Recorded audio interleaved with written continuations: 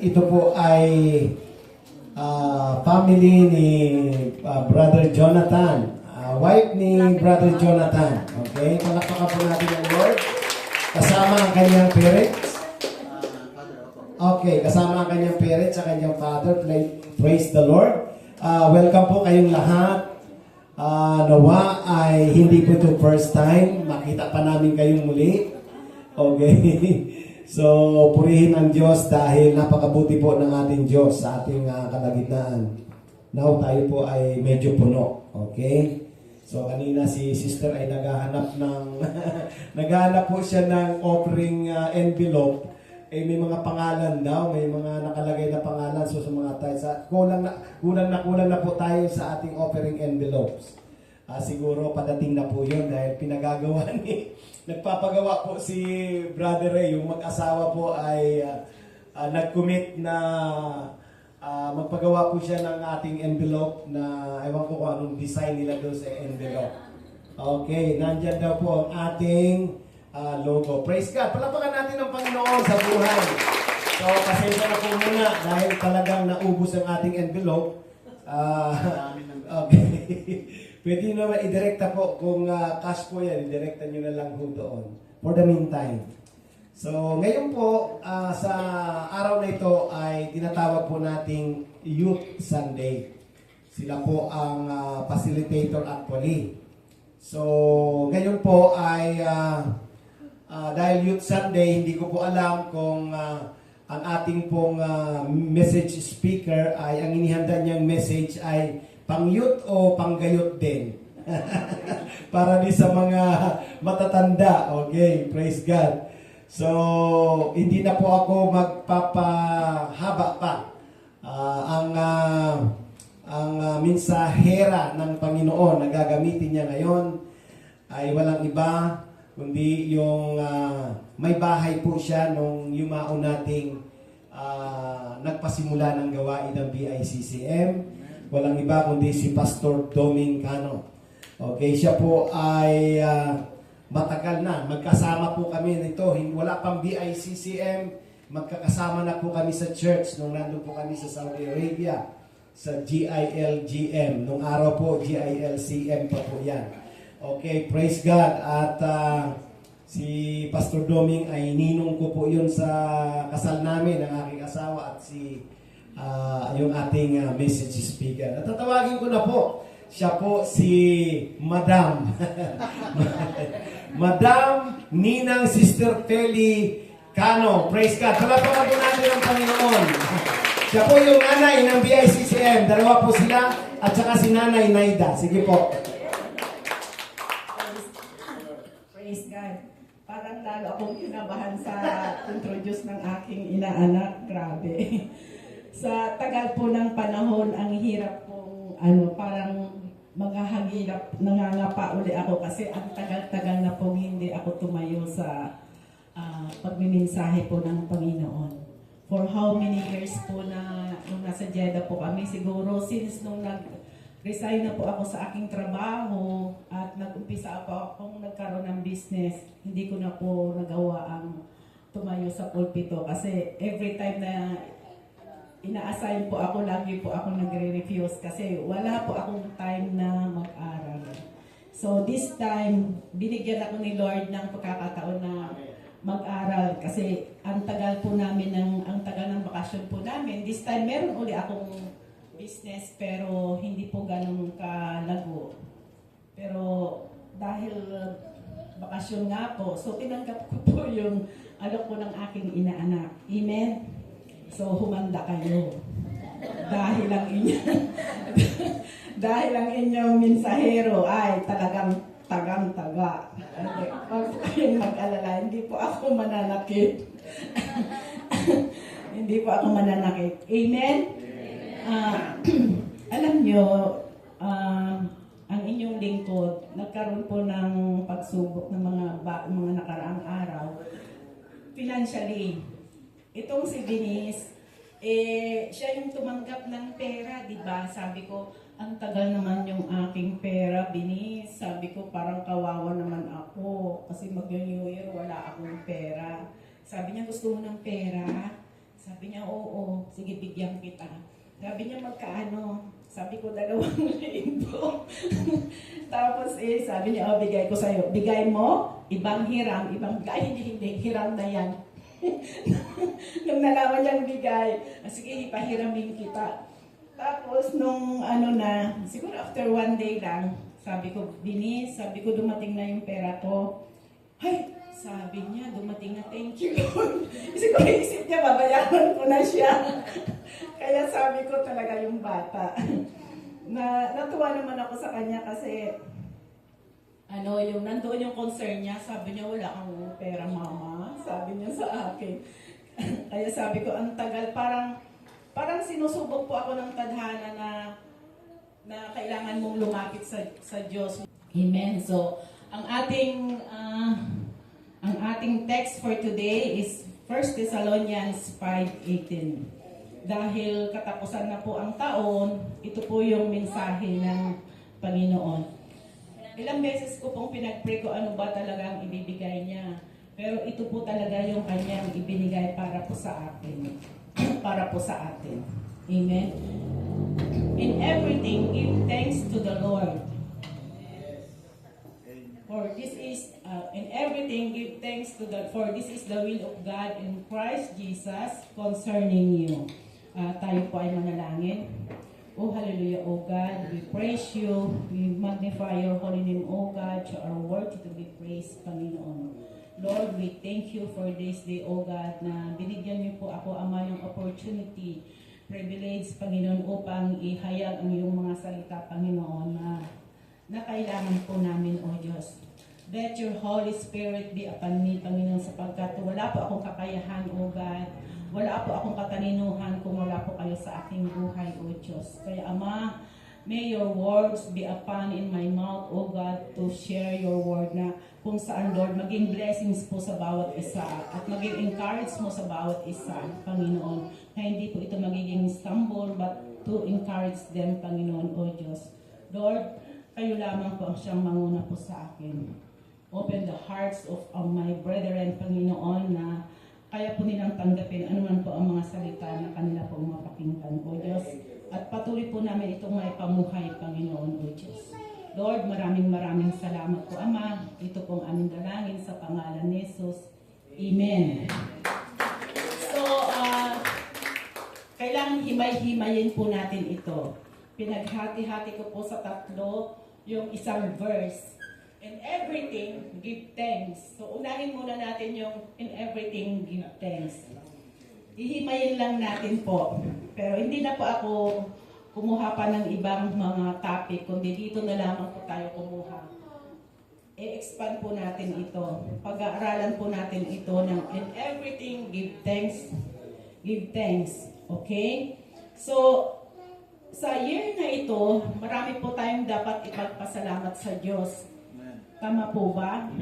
O ano ba yung mga dapat nating ipagpasalamat? Yung ating bang mga natanggap? Blessings lang ba ang dapat natin ipagpasalamat sa Diyos? Yung ating mga natanggap na regalo? Yung ano pa? Yung ating dapat ipagpasalamat dahil tayo ay tinaas ang posisyon, tayo ay nagkaroon ng 13th month pay. Yun ba ang dapat natin ipagpasalamat? Hindi, di ba? Marami po tayong dapat ipagpasalamat sa Diyos, di po ba? Ito man po ay pagsubok o anuman po, ito po ay pasasalamat natin sa Diyos. Gusto ko naman pong itakil po, magbigay po ako dito po sa pasasalamat. Ang dapat po ba natin pasasalamatan ay ating mga magulang, di po ba? Sila po yung nag-aruga sa atin. Ang mga nanay ay dinala kayo sa sinapupunan ng 9 months sa kanilang tiyan. Habang kayo ay nasa fetus na para kayo ay malakoy-lakoy doon sa loob ng tiyan, ay pagay naman ang himas-himas ng nanay na sasabihin na, anak, diyan ka lang, kapit ka lang. Darating ang araw, ikaw ay lalabas at magiging swaing. Yung ba yun? Hindi, di ba? Hindi. Kaya ang sabi ay, sasabihin, na, praise God, may ano kami, yung fruit of our love, sila naman ni husband, ang ganda. Kumbaga sa yung mag-asawa ay tuwan-tuwa kasi nabuo yung kanilang yung fruit of their loves kasi nandyan. So, ganun sila kapasalamat sa Panginoon. Nagpupuri sila, Lord, salamat po kasi pinag-pray kayo, nag-fasting sila para kayo ay magkaroon sila ng bunga. Now, ito namang mga anak na ito, nung sila po ay lumabas na from fetus to infants, ay sasabihin nila dyan, ito naman si nanay, kahit mainit, pinapaypayan.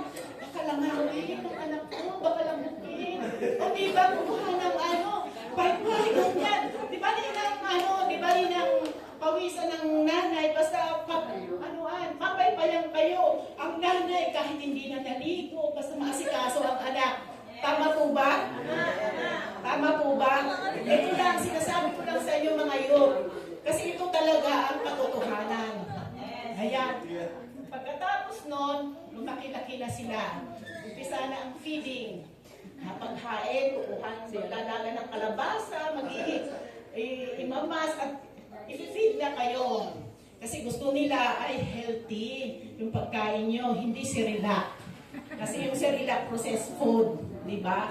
Napakakainin. Tuturuan kayong kumain, tulog, ganyan. Tuwa-tuwa sila, ganyan. Hanggang kayo ay 1 taon. Tinuruan kayong kumakbak. Natutuwa, anak ko, wag ganyan, ganyan. Ganon kayo inalagaan ng mga anak, ay ng mga nanay nyo. From fetus, from infants, hanggang lumabas kayo, 1 taon, inalagaan niya kayo, di ba?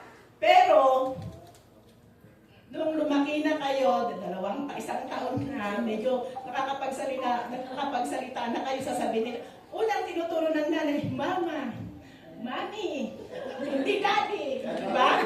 Selfish ang Mami eh. Unang nila tinuturo, Mami, Mama, di ba? So, hindi, pag yung bata ay sinabing Daddy, ako Mami muna. Ganun ang Mami. Gusto niya ang kinig lahat. Sasabihin na yun. Yun ang unahin, di ba? Now, nung lumaki na kayo, nagkaroon nag-aaral na, ito na. Punta na punasan, lahat na yan. Hanggang i-jump natin, baka umabot po tayo ng 3 oras. Nagiging 3 years old na kayo, marunong na kayong magsalita. Di ba? Nag-aaral na kayo, tuturuan kayong magsulat, tuturuan kung paano. Ako noon, sobrang talaga disciplinary na ako. Very nagger ako pagdating sa bahay. Magsulat ko! Ganyan ako kasi hirap talaga ako kasi imagine, nagtatrabaho ako, tapos pagdating ko sa bahay, magtuturo pa ako. Sabi ko kay Papa noon, sa hubby ko, ikaw naman magturo? Ay, hindi, ikaw magturo. Ako lahat. Pare-pareho naman kami na trabaho. Kaya ako yung pagod ko sa trabaho, magtuturo pa ng bata, tapos kung saan-saan nakatingin, ganyan kung saan nakatingin, ay, ang sarap pukpukin. Di ba? Di ba? Ang hirap kaya. Mga bata na ganyan na, ano ito na? 2 plus 2. 5. Ano 5? Kasi hindi ba nakatingin? Nagbuhit-buhit ka dyan. Nagbuhit-buhit ka na 1, 2, 3. Sa iba naman nakatingin ng ano-ano mga kinakalikot sa katawan. Lalo na si Christian. Diba? Ang hirap kaya. Yung kalagayan ng nanay na sobrang pasensya. Diba? Diba yung pero ngayon, ang tanong ko, kayo ba, pinasalamatan nyo na ba ang inyong magulang? Diba, ang nanay, inalagaan kayo, nagluluto ng baon nyo. Yung mga nanay, sigurado nagluluto ng mga baon nyo yan. Paliguan kayo. Diba? Until now, kahit may mga dalaga na kayo, may mga asawa na kayo, nandyan pa rin ang pagmamahal ng nanay. Talagang iba ang pagmamahal ng nanay kumpara sa tatay. Hindi ko inawala ang pagmamahal ng daddy o father, pero iba ang pagmamahal ng nanay. Di ba? Grabe siyang mag-alaga. Ngayon, ang nais ko sa mga youth, di ba? Nagawa nyo na bang ipagtimpla ng kape ng inyong mga magulang? Nagawa nyo na bang magpasalamat sa kanila? Nay, itong taon na ito, salamat po sa buong taon na pagtsatsaga nyo. Paglaba, maglinis, magluto ng aming mga baon. Nagawa nyo na ba? Na magpasalamat. Ay, magpasalamat sa ibang tao. Ang nanay ko. Ganun, di ba? Kaya yung magpasalamat sa ibang tao, maging mabait kayo sa ibang tao, pero ang nanay nyo, hindi nyo kayang magpasalamat. Bakit? Ano ba ang pagkakaiba? Alam nyo, ang nanay, kunting pasasalamat nyo lang, kunting yakap lang, ay kaya kinikilig na ang nanay nyo. Sa totoo lang, kinikilig na yan. Hindi yan masyadong mapaghanap na, ay, nakapin mo ako, nakapin mo ako lagi, nakapin mo ako lang. Hindi yun. Hindi ganun ang nanay. Kunting bagay, kunting tibot lang na, salamat po, mama, at sa ginawa mo. Ay, talaga, tuwa na ang nanay. Ay, sana ang bait-bait ng anak ko. Wala sa bait. Ganyan ang nanay. Pero tayo, ay doon na lang ako, salamat po sa aking mga kapatid. Doon sila magpasalamat sa iba. Pero sa mga nanay, sa sarili nilang nanay, wala po. Di po ba? Tama po ba? Tama po ba? Kaya mamaya, bago matapos ito, gusto ko yakapin yung mga nanay nyo, yung talaga hindi na sila makahinga. Tama? Yung talaga higpitan yung mama, I love you, bakit sabi nyo, I love you. Hindi ganon, I love you, mama. Parang love you yung talagang with feelings, hindi yung, mama, I love you. Ano ba yan? Kailangan with feelings talaga na, talagang pigain mo na siya sa pagmamahal mo. Diba? Oh. Kaya kayo mga yot, ito, gagawin nyo yan ha, bago matapos ang taon. Kailangan nyo, pagdating nyo, pag uri nyo na mamayang gabi, umpisahin nyo na, Sister Madil, pagtimpla, kung ginigilaw siya, kayo ng magpainit ng tubig na panligo niya. Ay, di ba? Umpisahin nyo lang alagaan yung mga nanay nyo. Kasi hindi nyo alam.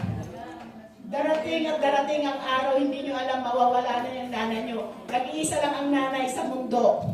Hindi na kayo magkakaroon pa ng ibang nanay. Mag-asawa man ng tatay nyo, iba na ang nanay nyo. Diba? Wala siyang kasing tulad. Wala kasing tulad ang nanay nyo sa ngayon. Kaya habang nabubuhay pa, iparamdam nyo na yung pagmamahal nyo sa nanay nyo. Hindi yung kung kailan, wala na. Ay, mahal na kita, mahal na. Bakit ka na wala? Eh, bakit hindi mo pinakita noon? Ay, mahal na mahal mo pala, bakit hindi mo pinakita nung buhay siya? Di ba? Kunyari ka ba, iyak ako, kung ako nandiyan, huwag kang umiyak dyan, malis ka dyan. Masabihin ko, di ba? Kasi, bakit noong buhay siya, hindi mo pinakita? Yung pagmamahal mo, ay, ang lakas-lakas mo pang mga bata pa kayo, lakas sumagot. Ay, sasabihin mo, bakit ka ginamit? Ano ngayon? Punta kami sa aming barkada. Parang wala kang uwian na nanay. Alam niyo, yung mga nanay, kasama na yun sa dakdak. Yung pagdadakdak, it means mahal kayo ng inyong magulang. Hindi kayo dahil siya ay madakdak. Hindi po. Dahil kayo ay iniingatan. Kayo ay minamahal. Ayaw niya kayong mapahamak. Yun yung katotohanan. Hindi yung, ay, dakdak naman ang nanay ko. Nakakainisan, magkano na ako na ibang nanay. Magpapalit ko yan. Ay, hindi. Kasi, alam mo, yung nag-tolerate sa inyo, hindi kayo totoong mahal. Yung sasabihin ng nanay nyo, pupunta ko doon, sige, anak. Okay, magkano kailangan mo? Ito, hindi ka totoong mahal kasi pinapandar lang yung pera niya. Pero kung talaga, bakit ka ginabi? Bakit kailangan? Bakit naubos mo lang ang pera? Naku, yun ang pasalamatan ninyo. Kasi ang nanay, tinuturuan kayo kung paano kayo mag-manage ng pera, kung paano kayo, kung para kayo ay hindi mapahamak someday. Okay? Kaya ito lang ang sinasabi ko sa inyo, huwag nyo gagawin niya na magko-complain kayo na ayoko na sa nanay ko, pwede bang palitan ng nanay? Alam nyo, sa totoo lang, ang nanay ko, never ako nagtanim ng sama ng loob. Ang nanay ko dahil, ito man masakit man sabihin, pero ang nanay namin, hindi namin naranasan ang kanyang pagmamahal. Grabe! Palibhasa ang nanay ko, hindi po mananampalataya. Ay, grabe man magmura. Kahit ako kidnam amin. Iso amin. Lahat-lahat na yata ng amin. Pero, alam niyo yun, pero hindi kami nagtanim ng sama ng loob sa kanya. Kasi, nung nakakilala ko sa Lord, naawa ako sa kanya kasi bulag siya sa katotohanan. Sa buong akala niya ay tama na yun sa kanya.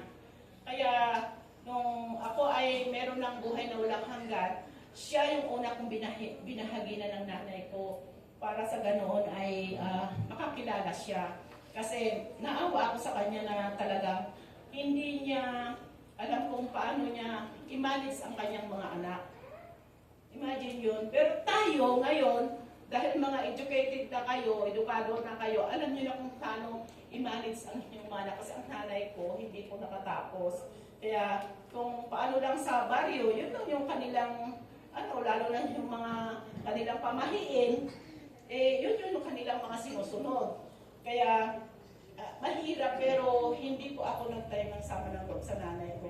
Minamahal ko pa rin siya. Hanggang ngayong buhay po ang nanay ko kahit po namin. So mukhang napahaba yung aking in everything. Parang sasabi niya, diyan ka na lang talaga, Sister Feli. Ilang oras ka na dyan. Okay. In everything, give thanks. Okay. There is not a single thing we own. Ni kahit kunti lang, wala po tayong pag-aari. Di po ba?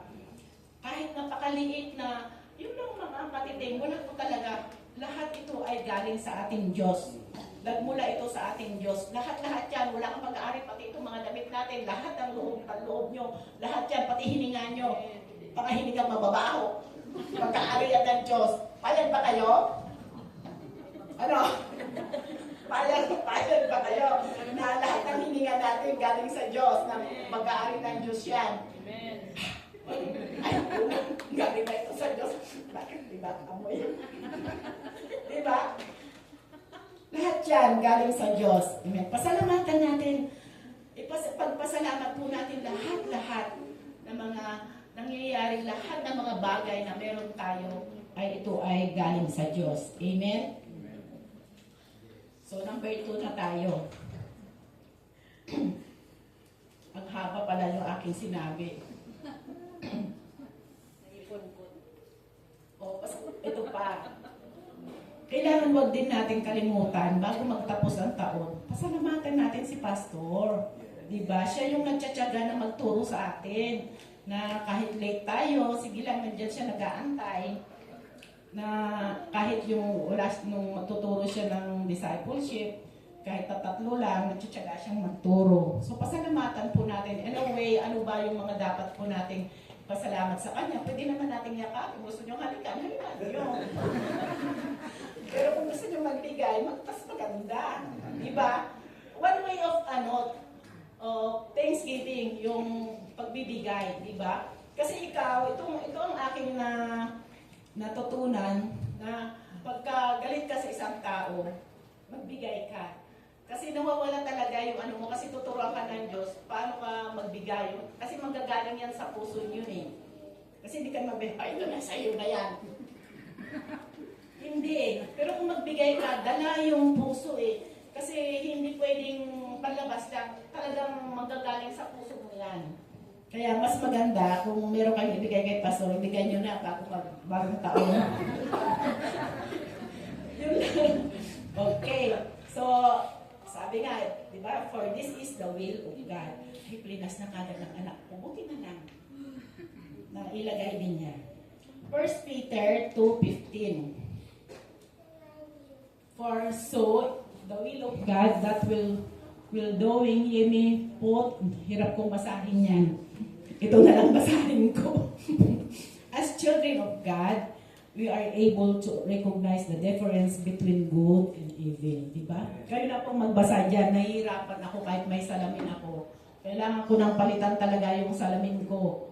O, magnifying glass pa lang kailangan ko. Para makita ko yung maliit, hirap na.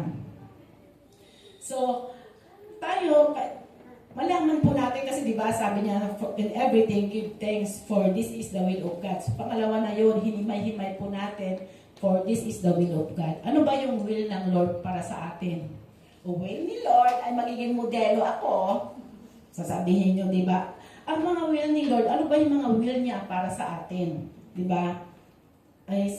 Ano ba yung mga dapat nating isurrender? Ang will ni Lord is to surrender everything, fully surrender to our God, di ba? Ano man yung kaloob-looban nyo, ano ba lahat yan isusurrender sa Panginoon? Kahit gaano ka kataray, isurrender mo yan sa Diyos. Lahat yan, kakuriputan mo, isurrender mo yan sa Diyos. Lahat ng katamaran mo, isurrender mo yan sa Diyos.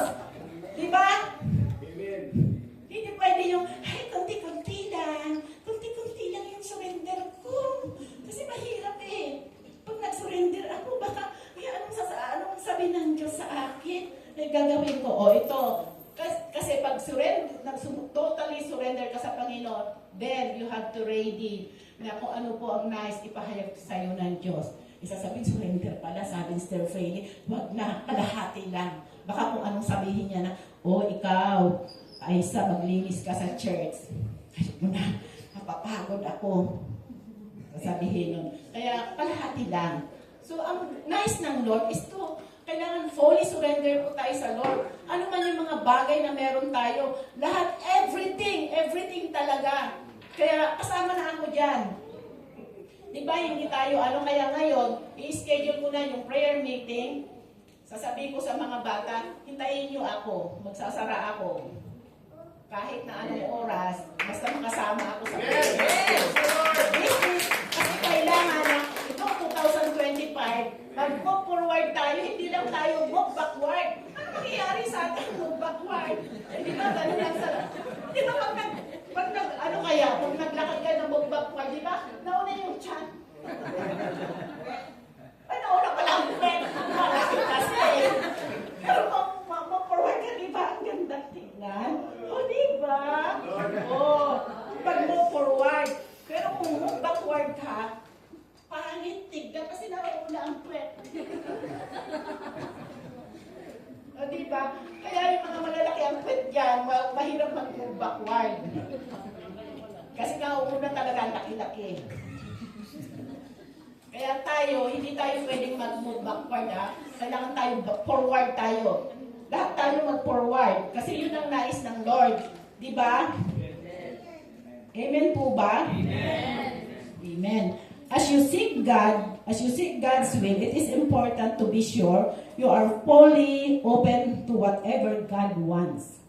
Diba? Sabi niya, pagka sumurrender ka, kailangan be ready kayo na ano man ang nais ng Lord ipahayag sa inyo, ay kailangan ready po tayo. Kasama ako doon. When you desire to follow God, you are ready to hear from God. Yan. Kailangan mo mag-follow pag ikaw ay sumunod sa Diyos talaga. Meron talagang ibibigay na mga bagay. Kailangan makinig tayo na kung ano yung nais na ipahiwatig sa atin ng Lord. Kailangan sumunod talaga tayo, hindi pwedeng hindi sumunod. Amen? Amen. So ano pa yung mga dapat natin gawin? Ano ba yung will of God? Ito yung spend time in prayer. Tayo ba ay nananalangin? Amen. Amen. Praise God na sila ay nananalangin dito kayo. Amen.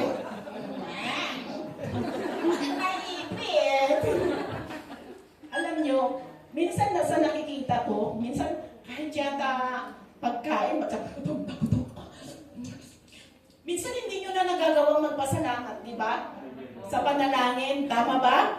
Gutom na gutom. I thank you, Lord. So much ka. Sa so much, inantok. Wala na. Hindi na nagpasalamat sa Diyos. tiyakin natin na kahit sa pagkain lang, bago natin isubo, pasalamat tayo sa Lord. Kasi, alam nyo, baka may masamang elemento doon, o di ba? Hindi kayo magkakaroon, hindi kayo magdadayariya, hindi kayo di ba? Kaya kailangan ipag-pray lagi, thanksgiving sa Lord. Amen? Lahat ng bagay, lahat ng iyong tatanggapin. Amen? Amen. So, pag kulang yung inyong panalangin, let's say, kung kayo ay nagpipray ng 20 minutes this time, gawin yung 30 minutes. Okay, 21 minutes. Isang minuto na pala in-adjust. Gawin yung 30 minutes. Hindi yung, Amen. Thank you, Lord. Ilantok na ako. Kailangan mag-set kayo ng oras na kayo ay mag-pray. Hindi yung, malapit na. Anong oras ito? Pero yung oras na pag-ano sa salwa, nakikipag-video. Ang galing ang tagal ng oras doon sa chatting. Pero pagdating sa prayer, antok na ako eh. O diba? Na kahit yung, kailangan magkaroon tayo ng devotion, mga bata. Nagagawa niyo ba yun? Class, kayo ba ay nananalangin? Amen. Nagagawa niyo ba yun bago kayo matulog or pagising niyo? Amen. Uy, si Pastor lang pala aming estudyante. Lahat tayo, di ba? Umpisahan na natin mag-pray, mga anak. Di ba? Na alam niyo yung mensahe nung Sunday, di ba? Love in action. At tandang-tanda ko yun, love in action. Di ba? Sinabi niya na hindi lang tayo sa salita, kailangan gawin natin. Kailangan gawin natin in action. Gumawa ka, hindi lang puro salita, di ba? Baba, ikaw ay nag-commit ka sa music. Ay, ano ka talaga, dire-diretso ka, hindi yung on-in-off ka lang sa music. Hindi yung kung kailan ka lang mahinit ka sa ministry. Mahinit ako. Ayoko na. Kasi gano'n naman magsalita si Brother Lloyd. Wala. Nakarinig ka lang ko, ayoko na. Ganun pa lang music, ayoko na doon. Ay hindi. Kasi ang pinaglilingkuran po natin ito ay Diyos. Hindi naman si Brother Lowy, hindi naman si Pastor, hindi naman si Sister Love, Lovely. Diba? Hindi naman siya ang ating pinaglilingkuran. Ang Diyos ang ating pinaglilingkuran. Di kahit anuman, pare-pareho tayong naglilingkod.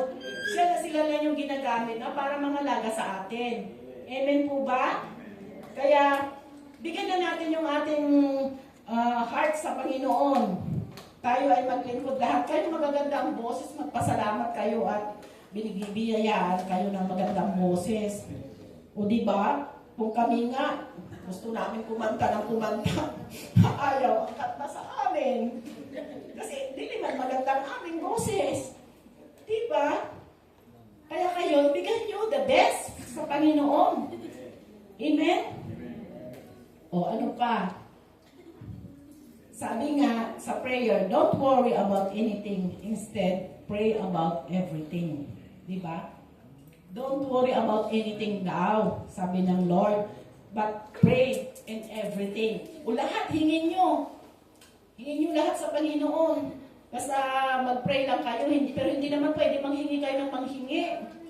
Tignan nyo rin kung baka Lord, bigyan niyo ako ng sasakyan, hindi ka naman marunong mag-drive. Di ba kung mapahamak ka pa? Lalo kang mapariwara dito sa gawain. Amen? Tell God what you need and thank Him for all He has done for us. Amen? Ano ba yung kanyang ginawa sa atin, di ba? Siya ay namatay, nabuhay, siya ay nilibing at nabuhay. Amen? Yan yung gospel ng Panginoon. Kaya tayo merong buhay na walang hanggan. Amen? So ano pa yung mga will ng Panginoon na dapat natin gawin? Share His word. And 2 Timothy chapter 4 verse 2. Philippians 4:6 pa rin naman na. Sa prayer pa rin tayo. Diba? So, ano pa yung mga dapat nating ang will ni Lord? Share His word. Amen? Oh, 2 Timothy chapter 4 verse 2. Oh, ano yung nakasulat sa 2 Timothy verse 2?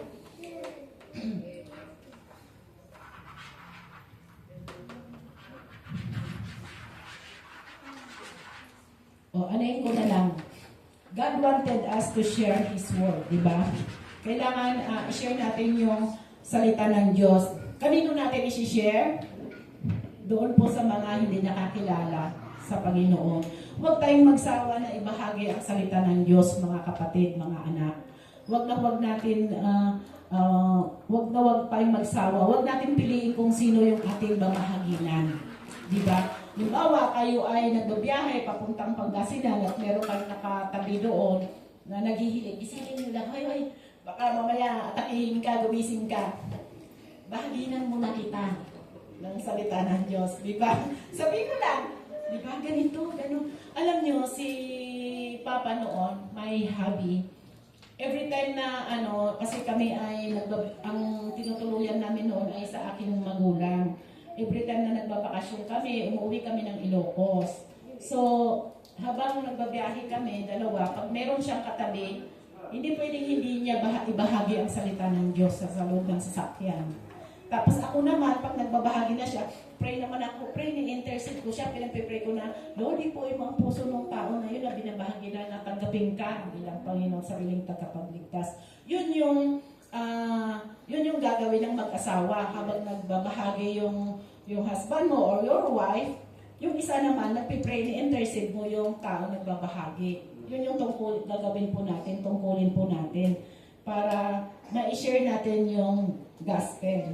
Amen? So, huwag natin piliin kung sino yung ating babahaginan. Ayoko nga dyan, parang barong-barong salita, magbabago kaya yan, wala nang magbabago. Hindi natin alam kung baguhin ng Panginoon, di ba? Hindi natin alam kung paano siya baguhin ang kanyang puso na kahit ang itsura niya ay mukhang barumbado, pero ang kanyang puso ay super lambot naman, kasing lambot ng sponge. Di ba? Hindi natin alam, hindi natin nakikita ang ugali ng isang tao in outward appearance. Di ba? Ang tinitignan kasi ng Lord dito is yung ating puso, yung ating inner being, hindi po yung outward. Di ba? Na kahit gaano man siya kaganda, gaano man siya kagwapo, pero ang kanyang puso pala ay kasing itim ng kanyang uling, wala. Di ba? Baliwala yun. Pero wala namang ganon na kasing itim ng uling. Sinabi ko lang yun, sabi niya, Sister Pele. Yung pangit magsabi, sinabi ba naman na kasing itim ng uling yung puso ng Hindi po. Ganun lang yung illustration ko lang yun na hindi tayo nagbabase doon sa outward appearance ng isang tao. Okay? So, tayo ay, okay. Aba? Ang haba pala ng oras ko na. Teka, malapit na tayo. Kaya huwag ko yung matulog, mga anak. Kayo ay makinig. Kakain din kayo mamaya. Una-muna spiritual. Diba? Kayo ba ay gising? Amen. Amen. Gising na gising. Diba? O diba? Magsawa kayo sa aking mukha. Malaki. Okay, number 3. Diba nakalagay doon kanina, and give thanks in everything. Saan na ba? In everything, give thanks. Pangalawa, for this is the way of God. So, pangatlo, Jesus concerning you. So, doon na tayo sa dulo. Diba? Jesus concerning you. Ang kinuha ko po dito ay Jeremiah 29:11. Diba? Alam nyo yan. Kasi pag bumabati kayo ng birthday ng inyong mga anak, ginagamit nyo yan eh. For I know the plans I have for you, declares the Lord, plan to prosper you and not to harm you, plans to give you hope and a future. Diba? Nakita natin kung gaano ang plano ng Diyos sa ating buhay. He chose us. Hindi tayo ang pumili sa Kanya, kundi Siya yung pumili po sa atin. Doon pa lang po tayo sa fetos, sa womb ng ating nanay, ay pinili na niya tayo. Diba? O ikaw, Felicidad, ikaw, Naida, magiging lingkod ka ng Diyos. Kayo ay tagapagluto sa BICCM. Ayun na yung ng Diyos, di ba? Lahat yun, may plano ang Diyos. Kaya tayo ay tanggapin po natin. Di ba? Kanya-kanya po tayo na may plano ng Diyos sa atin. Amen? Tanggapin po natin. Talagang gagawin niya yan. Ikaw, Jonathan, magiging pastor ka, magiging teacher ka sa music. O sasabihin nun. O ikaw, girly, yayaman ka, pero magta-tights ka sa magta-tights ka sa BICC. Ilan ako lang yun, sorry. Diba? Lahat naman tayo. Ang plano ng Diyos sa atin is to prosper, not to harm. Diba? Lahat tayo ipoprosper ng Diyos. Ano ba yung dapat natin gawin para tayo ay prosper? Ano? Ano yung ating gagawin? Obedience. Diba? Sumunod lang tayo sa Diyos. Surrender lang natin lahat. Talagang ibibigay niya. Diba? Anong sabi doon sa Psalms 37:4? Delight yourself unto the Lord, and He will give you the desire of your heart. O, ibig sabihin, delight muna. Ayusin mo muna yung puso. Delight yourself unto the Lord. And He will give you the desire of your heart. Doon pa lang niya ibibigay. Kung ano yung desire mo, doon niya ibibigay. Hindi niya sinabi na ibibigay ko kaagad. Hindi. Meron siyang kondisyon na kailangan delight yourself. Diba? Ganon din ito. Bago kayo prosper, meron pinapagawa ng Diyos. Diba? So kailangan, kung gusto natin na i-prosper, kailangan sumunod tayo sa Diyos. Kung ano yung nais niya. Amen? Hindi lang tayo nakaupo dyan, hindi lang tayo tagapakinig. Minsan, kilos-kilos din para ma-exercise. Maghugas ka. May makita nyo dyan, maghugas ng plato, kung gusto nyo magluto, yung mga kahit ba, ano yung marunong magluto na dyan, ipakita natin yung ating talent sa Diyos, na ibigay po natin. Kasi lahat ng ating ginagawa is for the glory of God. Hindi naman po tayo naglilingkod sa tao kundi sa Diyos Di ba? Lahat ng ating ginagawa, alam nyo, hindi namin kayang gawin ni Sister Naida ang magluto ng kami lang dalawa ng ganyan, kung hindi namin iniisip na ang Diyos ang pinaglilingkuran namin. Kasi kung iniisip namin, kayo ang pinaglilingkuran namin, alam na namin. Kasi lagi. Pero hindi, dahil na Diyos, ang iniisip namin na aming pinaglilingkuran ka, masaya kami. Masayang tunay, di ba? Ang ganda. Kasi Diyos ang iyong pinaglilingkuran, hindi tao. Kasi kung tao ang iniisip mo na pinaglilingkuran, wala talaga bagsak. Kung makita mo lang na sumimangot, wala kang pangit talaga niya. Diba? Ayoko na doon. Kaya, huwag natin tignan. Kung ano man yung nakikita na, huwag tayong tumingin sa tao. Focus natin ang tingin natin sa Diyos. Asan pa ang Diyos? Sasabihin nyo, focus. Kailangan focus natin ang ating paningin sa Diyos. Para tayo ay umusad, hindi po tayo mag-backward. Amen? Okay. So, malapit na. Nakaano na pala ako. Sige, mag-conclude na nga ako. Kasi naabutin ako ng 1 oras. Okay, conclusion na tayo. Tapos na, Stephanie! Kung ano pinagsasabi sa harapan. Diba? Ito na, conclusion. English naman ako ngayon. Kasi babasahin ko. We should thank God in everything. No matter our situation, we can experience God's presence. Be thankful in all circumstances, for this is God's will for you who belong to Christ Jesus. Regardless how difficult our circumstances, we still thank God. Ano man yung mga ating maranasan ng mga pagsubok, ano man yan, pasalamatan pa rin natin ang Diyos. Kahit ikaw ay nagsasuffer, gano'n, pasalamatan pa rin natin ang Diyos. Amen? Ano man yung mga pagsubok sa atin, ay ako pinapasalamatan ko na lang kahit ano man yung aking thank you Lord. Kasi wala naman ako, hindi ko naman kayang gawin ang mga bagay na yan kung hindi ang Diyos. Talaga nililip up ko na lang sa Lord. Alam niya ni Pastor, nag-usap kami kagabi, talagang andyan talagang sa Diyos lang talaga. Wala kang magagawa kung sa sarili mong kakayahan. Wala. Lift up natin sa Panginoon. We can be thankful that all things work together for our good if we belong to Him. Romans 8:28. Gusto nyo yun Romans 8:28. Diba? The Lord wants to be thanked for His providence and sovereignty. Amen. Glory to God. Tayo ay manalangin, mga anak.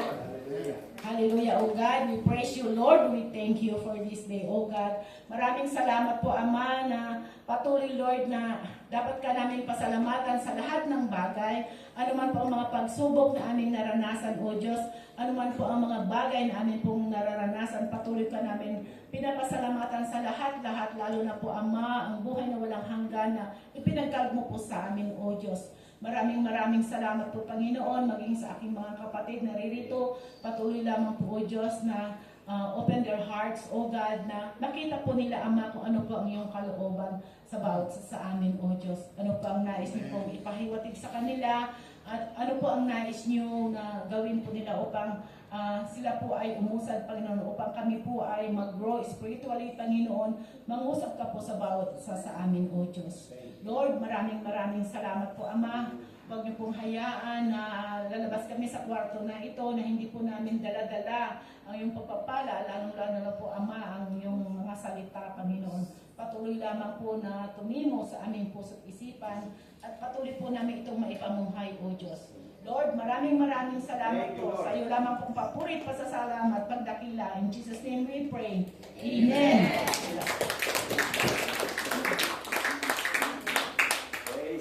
Bless ba po tayo lahat?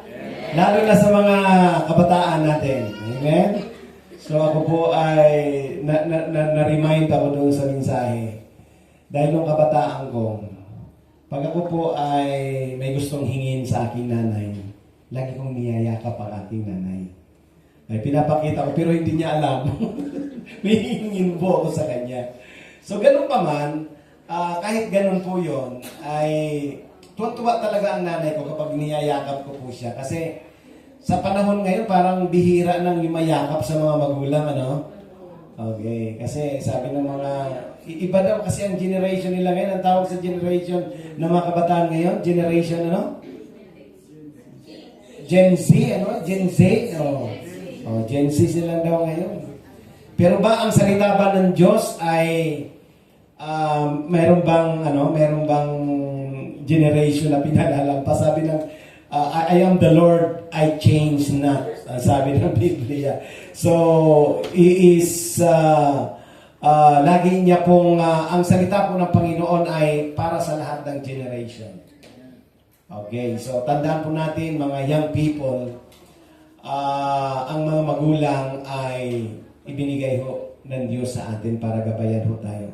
Hindi para, minsan, yun nga, narinig natin na ang words ng mga nanay natin, mga parents natin ay madalas natin marinig sa bahay. Okay? Sabi natin na nagir ang ating. Pero hindi po. Minsan ay yung pala ay salita ng Diyos para sa atin para matuto po tayo. Pakinggan ho natin. Nasabi ng Biblia sa Ephesians, children, obey your parents. Especially your parents in the Lord. Okay? Yung parents na natin in the natural and the parents in the Lord. Sino ba yung parents natin in the Lord? Ha? Yung mga leaders sa church. Yung parents na natural parents ay isa pa po yun plus the parents in the Lord. Okay? So, makinig, huwag maging pasaway. Amen po ba? Palakpakan po natin ang Panginoon. Hallelujah! Okay, dahil ang mensahe is in everything give thanks to the Lord. Sa darating po, pagpasok po ng first Sunday of the year, sa January 5, okay, in-invite ko po ang bawat isa. Sana nandito po tayong lahat. Tayo po ay magdidiwang ng Thanksgiving Sunday. Amen? Sa Israel po, Jewish tradition, Meron po silang Thanksgiving Day. Meron po silang Feast of Thanksgiving. Meron po silang Feast of Unleavened Bread. Meron po silang Feast of Harvest. Marami po silang feast na sineselebrate doon po sa Israel. Okay? Kasi yun po yung kinuha nila sa Old Testament. So, hindi naman tayo mga Jewish people. Hindi naman tayo Israelite. Hindi tayo mga Hudyo. Pero we can still. Kasi we are the church of the living God. Kung ginagawa nila ito, mas lalo po tayo. Kasi meron po tayong pattern na sinusundan. Okay, sa January 5, nandito pa po tayo, ang iba po ay mag-abroad na, iwanan na po tayo dito. So, nandito pa po tayo, let's celebrate that day. Amen? Isipin niyo po, ano bang ginawa sa inyo ng Panginoon for the whole year na pwede natin ipagpasalamat? Maaaring ang iba sa inyo ay nagkaroon ng trabaho, nagkaroon ng negosyo, kahit nalulugi yung negosyo. Okay? Meron namang nakatanggap ng tawag nito, ng promotion. Okay? Marami. Meron namang punong-puno ng pagsubok. Pwede pa rin tayong pumunta rito upang mag-celebrate. Amen? So, ang sabi nga ng mensahe, in everything. Pag sinabing in everything, ang tao kasi, ang ugali ho ng tao ay nagpapasalamat lang tayo kapag meron tayo natatanggap na mga mabubuting bagay. Hindi po ba mga kapatid? So in everything, meron man tayong pagsubok, meron man tayong circumstansyang nangyayari sa ating buhay, magpasalamat po tayo sa Panginoon. Kasi kung magiging aware lang po tayo, may mga bagay na itinuturo sa atin ang Panginoon doon sa mga nangyayari sa atin. So, magpasalamat tayo sa Panginoon sa mga bagay na nangyayari sa atin, mabuti man o masama. Amen po ba mga batid? Kasi yan po talaga ang dapat maging ugali ho natin. Kasi yan ang sinasabi ng salita ng Diyos sa Thessalonians, sabi doon, in everything give thanks to the Lord. Hallelujah. Ugaliin natin magpasalamat sa anumang bagay. Mabuti man yan, mga material na bagay, o wala man tayong natatanggap. Praise God. Lord, I know one day, i-advance ko na, Panginoon, ang offering of thanksgiving sa iyo. Kasi alam ko, bibigyan mo rin ako kung anong meron yung iba. Amen? Ibibigay yan ng Panginoon sa inyo, mga kapatid. Hindi niya tayo pababayaan, hindi niya tayo iiwanan. Praise God. So, sino ba yung first time na nakadalo dito? Pakitaas ulit yung kamay. Yan. First time. Okay. So, sasamantalihin ko po yung pagkakataon. Ito po ay pagpapahayag ho ng salita ng Diyos. Ang oras po ay 12:50. Madali lang po mga kapatid. Ito ay gusto ko lamang i-share sa inyo po mga kapatid ang mabuting balita ng kaligtasan. Narinig na po ba natin ito? Okay. Mabuting balita ng kaligtasan. Okay. Ang buhay po ng tao hindi po natin alam. Okay. Sabi ng iba pag ako ay matanda na, saka na lang ako magbabago. Okay, ang sabi naman ng iba, habang ako ay bata, ay sasamantalahin ko na magpaka-enjoy sa aking buhay. Okay? So, ang sabi naman ng iba, bahala na. Kung meron mang Diyos, bahala na po siya sa akin.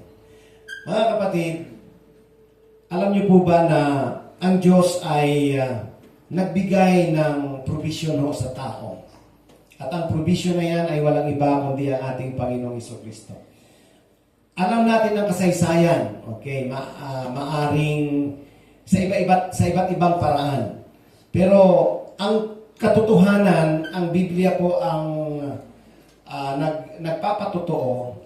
Okay, pagdating po sa salita ng Diyos, ang Biblia po ay ibinigay sa atin ng Diyos yan para maintindihan, para malaman natin na walang ibang ibinigay sa silong ng langit na sukat ikaligtas ng lahat, ang sabi ho ng Bible. There is no name under heaven na ibinigay ang Diyos, walang iba kundi ang ating Panginoong Hesus. Walang ibang pangalan, walang ibang personalidad, Si Jesus Christ lamang po, mga kapatid. Kaya, ang ating Panginoon, actually, di ba, nag-celebrate tayo ng Kapaskuhan. Okay? Nag-celebrate tayo ng Christmas. Siya po yung dahilan ng pag-celebrate natin ng Christmas. Dapat maintindihan ho natin. Maraming mga tao nagsi-celebrate lang ng Christmas, pero hindi nila talaga naintindihan that Jesus Christ is the very gift of God, the precious gift of God to mankind. Hindi lang para i-celebrate natin ang Kapaskuhan. Kailangan makita natin sa pamamagitan ng Panginoong Hesus, magkakaroon ka ng kaligtasan. Tinatawag nating eternal life. Okay. Maaring hindi pa ho natin lubos na naiintindihan. Ano ba yung eternal life na yan? Yung eternal life na yan, ay hindi po natin yan ma-experience dito po sa mundo. Ang eternal life na yan, na pinapangako na binigay sa atin ng Diyos, ay mararanasan lamang po natin once na tayo ay pumanaw sa daigdig. Ngayon, magtatanong ako, lalo na sa hindi pa talaga sure. Okay? So, hindi pa sure. Maaring, hindi doon sa mga first time na nakadalo dito sa church. Maaring kayo ay mayroon pang pag-agam-agam at mayroon pa kayong tawag nito, may kalituhan pa sa inyong kaisipan. Are you sure? Okay. Ikaw ba ay sigurado na kung sakaling tayo ay pumanaw ngayon, wag naman sana. Okay, di ba may mga pagkakataon na hindi natin alam. Okay? Hindi natin alam na tayo pala ay mawawala na sa mundo. Now, are you prepared? Are you sure of your eternity? The Bible says, "For God so loved the world that He gave His only begotten Son, that whosoever believes on Him, Jesus Christ, should not perish but have eternal life." Nakita po natin? God so loved you and me. The world, kung ating pong, the world na sinabi po doon sa John 3:16, kung ating pong uunawain, the world is